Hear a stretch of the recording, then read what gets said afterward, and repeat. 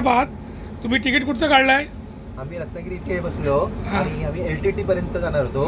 इथे आता ठाण्याला आले सकाळी 11 वाजता आणि ते म्हणतायत ते ठाण्याच्या पुढे आता ट्रेन जाणार नाही. आता इथून आम्ही कसं ॲडजस्ट करायचं?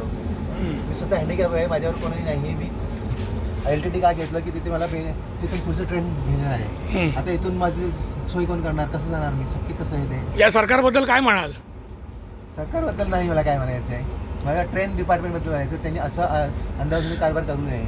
ओके. लोकांची सोय करू नये. मी आता त्यांना सांगितलं मी आंदोलन छेडणार, मी मनसे कार्यकर्ता आहे, ही गाडी जर सुटली नाही तर मी इथे थांबणार, आंदोलन करणार. तर तेही बोलले आता सोडेल. म्हणजे यांची नाटकी असतात.